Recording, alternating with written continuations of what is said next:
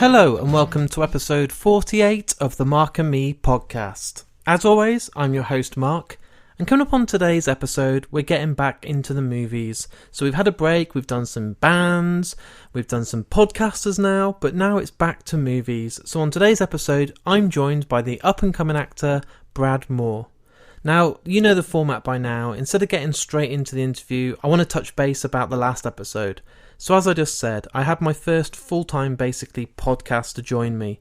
And it was a bit of a risky one when I was recording it because I felt to myself, it's a very different style interview. I'm putting something out there that is so honest. We both let our guards down to a new level, and it was probably one of the most honest interviews I've ever done. So I was joined by Matt Stocks from the Life in the Stocks podcast, and when I put it out and published it, you know, we both had a listen and we agreed that, you know, we wanted it to go out as raw and as honest as we could. We didn't want to polish it and take bits out. We wanted it to be very personal.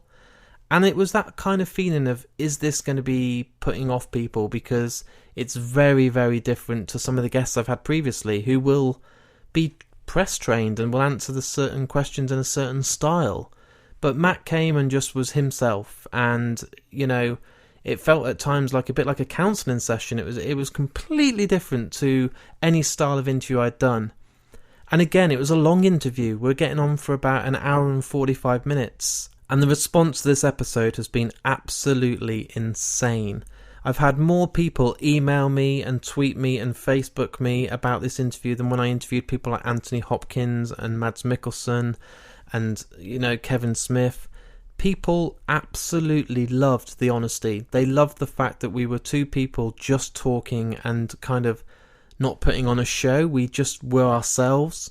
And it's been phenomenal reading all these messages, and there's people that can say they relate and they love the fact that we're talking about these feelings and depression, and it's made me want to do a lot more of this style interview.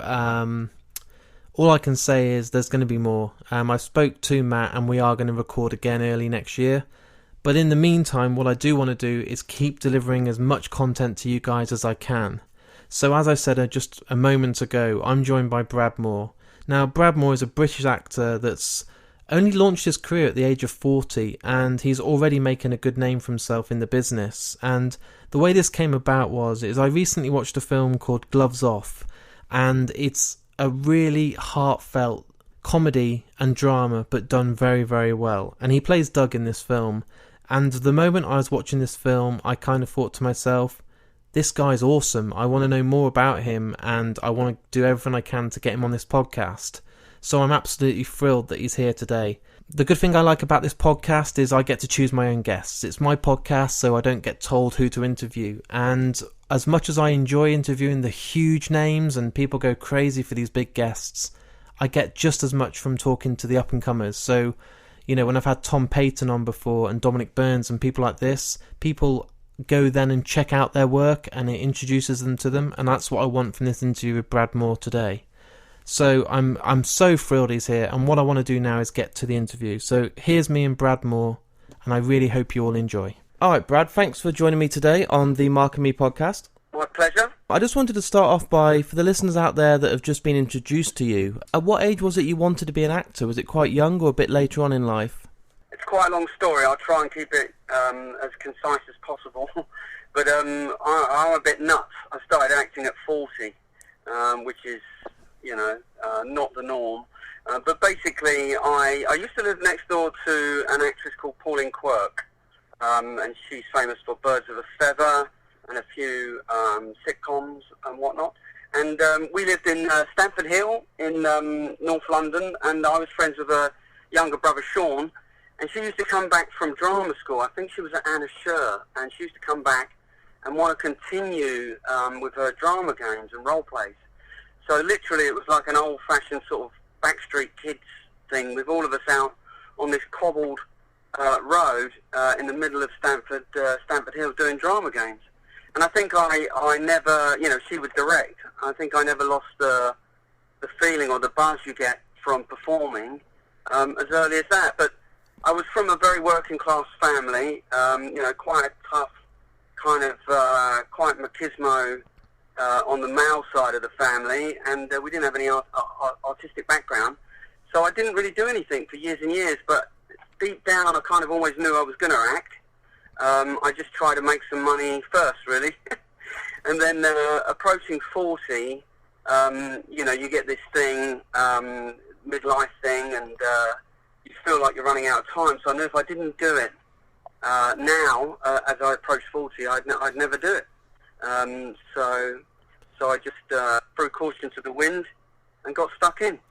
I mean, you don't need to take too much worry, because people like Mads Mikkelsen didn't act until they were in their late 30s and 40, and now they're just starting to really become themselves, so you haven't got too much to worry about. Yeah, well, you hear that with a lot of people, Morgan Freeman, Harrison Ford, Gerard Butler, but if you investigate it thoroughly, they've normally been to drama school. Yeah. I did a film with Lars Mikkelsen, Mads' brother. We did a film together called Montana, which he was the lead, and I was kind of probably number 3 or 4 starring role. And they both have been around performing and acting since they could walk. So, even though they don't crack it till late, or don't do it fully and professionally till late, like Morgan Freeman, you normally find that they try to be a lawyer, or they try to do this, that and the other, and went back to drama. I'm one of the few nutters that actually starts at 40. It was a bit of a wrench, really. I mean, as I say, I was kind of suppressing it, if you like, and everything else was my stage, my surrogate stage, like the pub or the classroom. I would look for areas to perform in the sort of non-conventional way, because I was just a frustrated performer, I guess. And then what I did is I was quite crafty. I did stand-up comedy first, so I did 2 years of stand-up up and down the country, which is kind of a working man's art form, if you like, and that was less of a shock to my brother and my family, my mother, when I said, I quit my job and said I'm going to be a stand-up. They were still pretty freaked out by it, I have to say, but it's slightly less of a shock than if I said, I'm just going to go straight forward and tread the boards. So what was it that made you want to be a stand-up comedian? Because that takes a lot of confidence to write material, get out there, and put yourself pretty much on a stick in front of the whole world. Yeah, it's crazy stand-up. It's, you have to be a bit of a lunatic to want to do it, and for me, really, I'd always loved film. I'd adored and sort of worshipped film all my life. My friends and I also completely and utterly worshipped stand-up. We were in awe of Eddie Murphy, Richard Pryor, Bill Hicks, all these great, wonderful stand-ups in the 70s and 80s. So it just kind of felt like the right thing to do at first. I always knew it would lead to acting, but it was a nice way in. And to announce that you're an actor, in a way, if you've not been at drama school or not been around an acting family or an artistic family, is quite a... it's not in the paradigm of the family, do you know what I mean? Whereas stand-up is a little more working class and a little more acceptable. So rather than, I'm going to be a thespian, it's like, I'm going to go and try and be funny. And I guess that sort of gained a little more respect, or it just made a little bit more sense, I think, to my family. And I did that, and what was wonderful about that was stand-up's so tough that when it came to acting was easy compared to the stand-up, if you know what I mean. You kind of took that jump and that risk at 40, and you've probably been holding off on that for quite a while, but you kind of thought to yourself, if I don't do it now, I never will.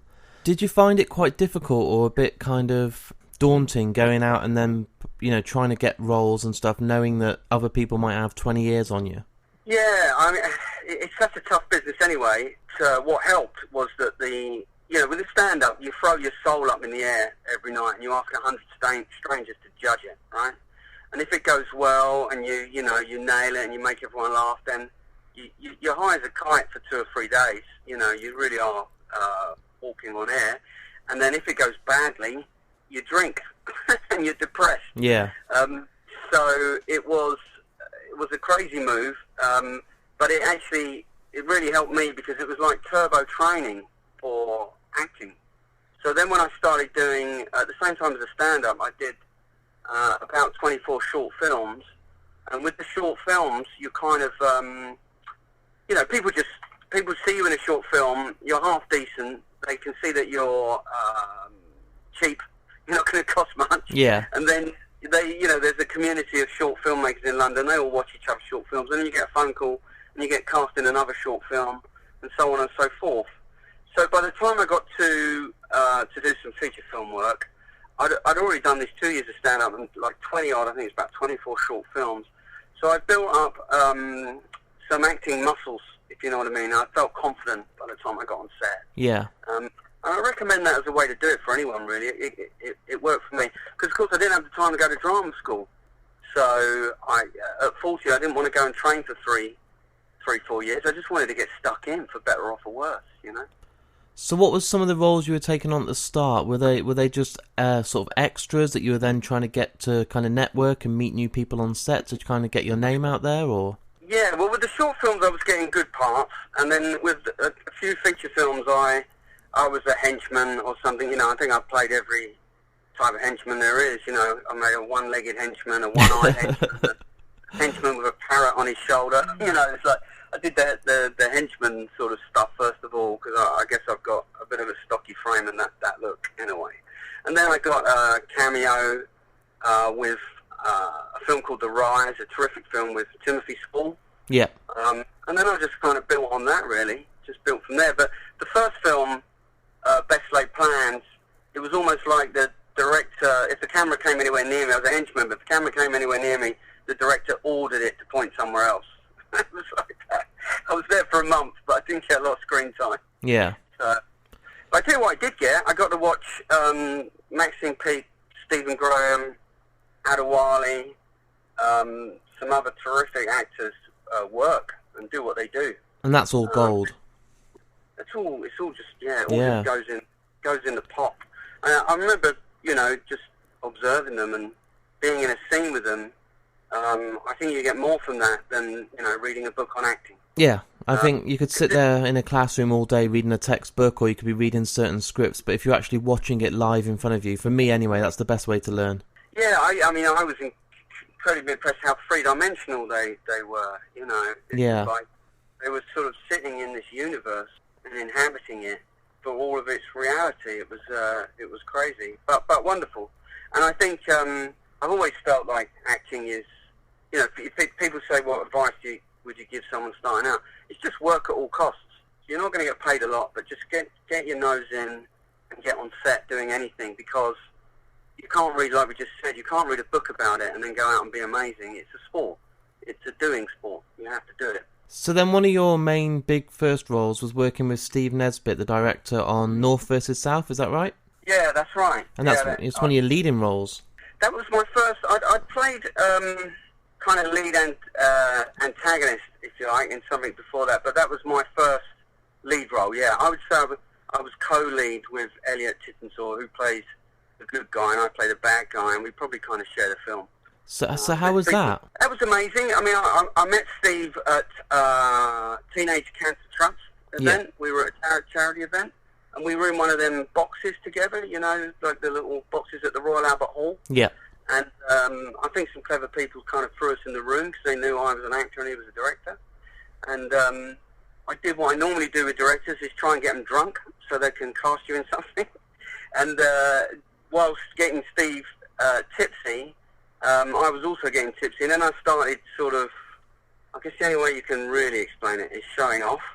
Right. I was trying to show off in front of him. I was doing impersonations of different gangster characters that we've had, some from the amazing films like the Long Good Friday or Get Carter, and then some from some pretty awful, you know, the Essex Boy type films, which I don't like personally. And, yeah. You know, some of them, I won't say exactly which ones, but some of the more ropey gangster things. And then we had a few drinks, got a bit smashed and said goodbye, and then 4 months later, a script turned up on my desk called North vs. South, with a note from Steve saying, read for Gary Little. And I read it, and I was blown away by it, and he cast me, and then I think about a year later, at least a year later, they actually got the finance, and then we were shooting. And it was only when we were actually on set, towards the end of the shoot, that Steve said to me that I didn't realise that the evening we had at the Royal Albert Hall had inspired him to write the script. He was working on something similar in the States, but then after meeting me and experiencing my lunacy, he then triggered him to revisit that script and write it in the UK. So I was very flattered and honoured, really. So I suppose you were saying about not reading textbooks, that's not the best way, go out there and do any role, but the proper real secret is get a director drunk, because a few months later you get cast in a leading role. Yeah, and also be careful, because there isn't anything Steve hasn't tried to do to me. He's set me on fire, he's dropped me from buildings, he's thrown me through windows, etc., etc. So yeah, be careful what you wish for, but it probably is the best strategy. So most recently, one of your big roles now is Gloves Off, and this is a huge jump for you. I'm sure it's a big jump for Steve. You've got to work with some huge names. That must have been quite surreal, because it is a hell of a jump, isn't it, for you personally? Yeah, well, it's the first film that I've played a lead hero in. North versus South, I was more of an anti-hero, or an antagonist, I should say. But up until that point, I mean, I've worked with some pretty amazing actors. In North South, we had Stephen Burkoff and Bernard Hill, Keith Allen. Golden Years was Eunice Stubbs, Simon Callow, Mark Williams, Alan Armstrong, Sue Johnson. So I've been really lucky to work with a lot of tremendous actors. And then with Gloves Off, it was more comedy legends, which I was very lucky. You've got Ricky Tomlinson, who's just a national treasure, and has just got funny bones, who everyone loves. And then, Paul Barber from Only Fools and Horses, Denzel, and Full Monty fame, who's also very funny and a very just a wonderful person. And then we had Alexei Sayle, I grew up watching in The Young Ones. I don't know if you know Alexei. Absolute legend. Yeah, he is. He's kind of pretty much the creator, the inventor, or the champion of the alternative comedy scene. Yeah. Observational comedy really came into play with Alexei at the Comedy Store in the late 70s. So he's a legend, particularly up in the north as well. But like the royal family, the Young Ones, and Only Fools. I mean, they're some of my favourite shows growing up, and to turn up on set. Was it a laugh? Was it hilarious? Were you always taking the piss, having lots of jokes? Because you're with some of the comedy gold royalty there. Yeah, it doesn't get better than that, does it? No. And then, of course, you've got Denise Van Outen, who's just, loved as well, and it's incredibly funny. Funnier than I expected her to be, actually. She's really on it. Yeah.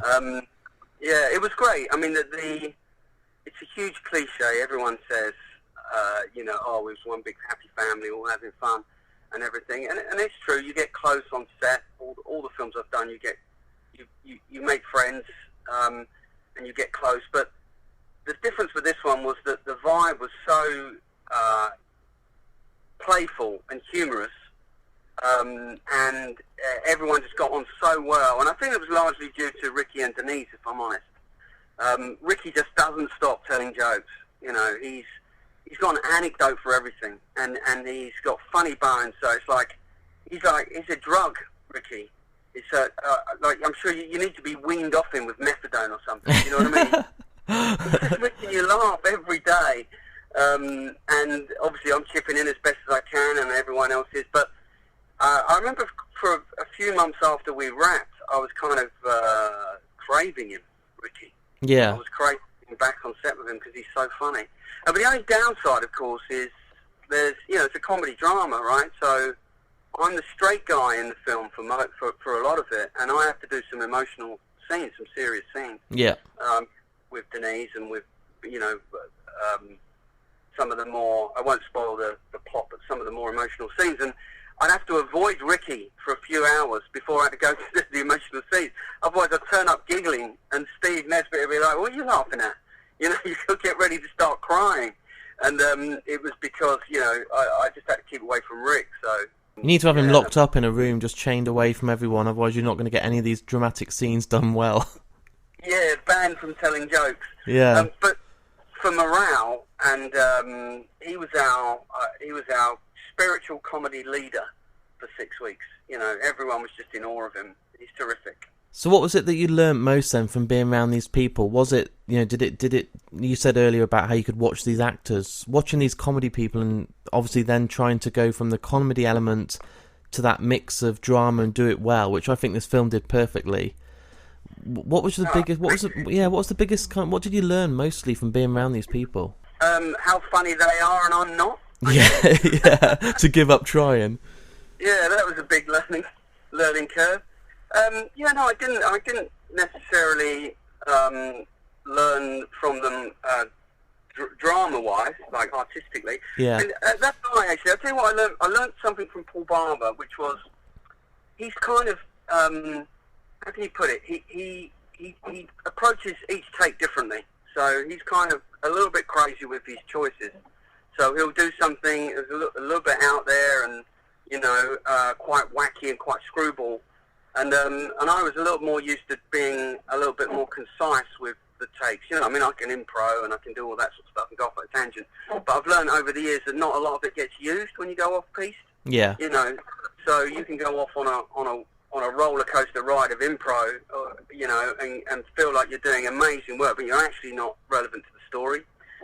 Even though you've enjoyed yourself and self-indulged your own ability, you're not actually contributing to the story. And then again, in the edit, they just cut it because it's not relevant, right? Yeah. So I learned not to do that. But Paul would be doing kind of wacky, crazy faces and choices and comedy stuff.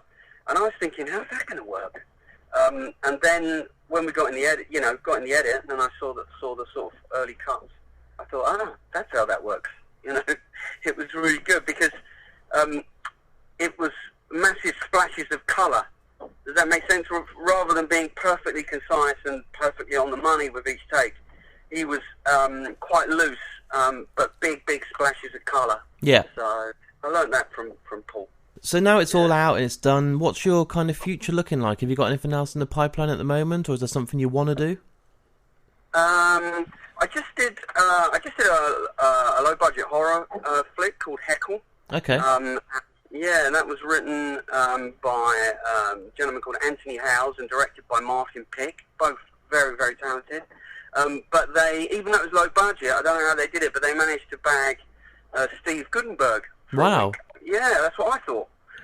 I absolutely love that guy. Yeah, he's tremendous. Police Academy, for the listeners that aren't familiar with Steve, Cocoon, Three Men and a Baby. I mean, he was the Paul Rudd of the 80s and the 90s. He was a go-to rom-com guy, big star. And all of my scenes were with him in this horror film, and we had a blast. And you couldn't meet a nicer guy. So humble and so what's the word? Someone's just sensitive in a lovely way. Sensitive to everyone's vibe, and just make everyone feel relaxed, and the opposite of being on eggshells around someone. Does that make sense? No, I follow him on social media, and I've always been a fan. Like growing up, like Police Academy and Short Circuit and stuff were some of my favourite films, and he's literally one of my icons. And he every day posts a message about how to be a better person and love each other in a better way and stuff. And I'm just thinking, this guy, if they say don't meet your heroes, I want to meet him because he seems as nice as you want him to be. Well, if you meet him, you won't be disappointed. Yeah. He is a seriously wonderful guy. And in actual fact, he's the sort of guy who makes you question your own personality and attitude towards everyone else. Yeah. Does that make sense? He is literally the ambassador for it's nice to be nice. It really is. And this probably sounds a little sycophantic, and I don't mean it to be, because it's not like, I'll probably never see him again. He's not kissing up to him or anything, and he's not in a sickly way. He's just a genuinely lovely person. Yeah. That's good to hear. So I did that with him. And where did you film that? Where was that? Over here or in America, or? No, that was out near Harpenden. So Okay. in Hertfordshire, in a big house in a casino, basement casino in Harpenden. So that was wild. You might know one of my friends, because he was on set for that, Dominic Burns. I know Dominic. Yeah, he was the second AD. Yeah, so he's been on Mark and Me before, and I saw a picture of him and Steve, and I was like, you git. You know what I mean? Yeah, another nice guy, Dominic. I met Dominic when I first came into the business, and as did he. He's a great director, isn't he? And I met him in Cannes. Yeah. Yeah, we met out in Cannes many moons ago. We interviewed him on the set of Madness and the Method with Jason Mewes and stuff, and he's gonna be a big guy, really successful, that guy, honestly. Yeah, didn't he? Madness in the Method, didn't he write that? Yep. He was one of the writers. Yeah, him and Jamie, and they got Stan Lee in it and everything, so it should be exciting. Yeah, that could be very, very special for them, eh? Yeah, definitely. And, so apart from that horror film, I'm writing a TV show, or trying to write a TV show. The second thing I've written for my character from a film called Golden Years, which was the character's called DC Keith Stringer, and Golden Years was the first film about pensioners robbing banks. Before the Hatton Garden job and everything, it's about 3 years ago, and the month that we filmed Golden Years, the Hatton Garden job actually took place. So it's like, wow. Yeah, I know, it's crazy. We were filming pensioners robbing banks, and a bunch of pensioners went and robbed the bank. Jesus. So we thought to ourselves, we must be on the money here, guys. You know, it's just happened. That is insane. Life Intimidating Art, or whatever it's called. And my character in that is another crazy character, but in a different way, and he's kind of a metrosexual copper, somewhere between Simon Cowell and Fonzie. Wow. He's incredible. Yeah, I know. He's narcissistic. He thinks he's Don John. He kind of took the 80s police shows too seriously, a little bit in the vein of Hot Fuzz, but different, if that makes sense. Yeah. And I'm writing a TV show for him set in Wales, of all places. Wow. Yeah. Sounds interesting. Yeah, apart from that, I'm tragically available. Yeah. Yeah, anyone listening, casting, I'll come and read for anything, and I'll work for food. That's it. And make sure it's decent food. Yeah. Well, it's been an absolute pleasure to speak to you. I really wish you luck in this horror. It sounds great, actually. I was like, yeah, okay. And then when you mentioned Steve as well, I'm like, this is going to be something quite interesting. And if it's a low budget and it turns out looking like $1 million, then it's going to be great. Yeah, well, it's unlike me to be interesting, but thanks for having me anyway. And, yeah, I really appreciate your time today. Cheers, that's a pleasure. So there it is. There's my interview with me and Brad, and a really nice guy. I'm very grateful for him giving up his time. I think he's someone we need to watch. I love the fact that we do these smaller interviews and these people go on and, you know, become quite big in the industry, and we get to see their kind of careers grow, especially people like Tom Payton right now who are really, really doing well. And that's what I love, and I think Brad's a great guy. I urge you all to check out Gloves Off. It's a really well-directed film with some great names. And you probably could guess that I'm going to be following up this episode with something else related to Gloves Off, but I'm not going to give it away. You know the score by now. I'm not going to go out there and tell you my next guest. But what I will do, and I haven't done this before, is announce it's actually only going to be a week away. So normally with Mark and Me, I try and fill the gap of skip to the end. So it's 1 week skip to the end, 1 week Mark and Me. This time I'm not doing that. I'm going to be releasing episodes for the next 3 weeks each week. So I'm spoiling you, but you deserve it, and it is Christmas anyway, so you deserve, you know, a bit of extra treats.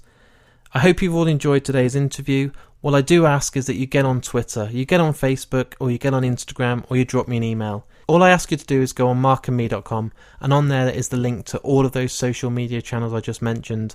I read every single email, every tweet, every Facebook account. I don't have people working for me, it's just me.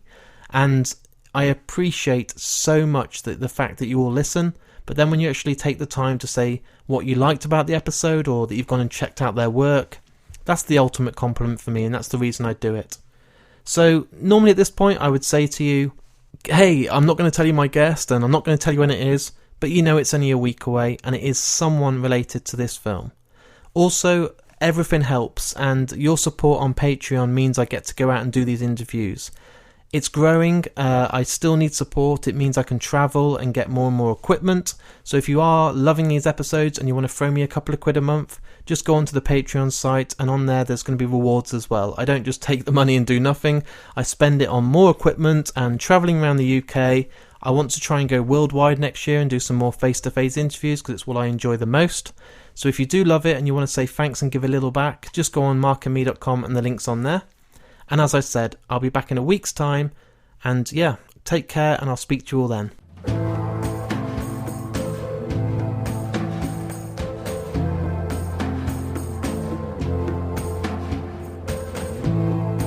Understand what we don't know.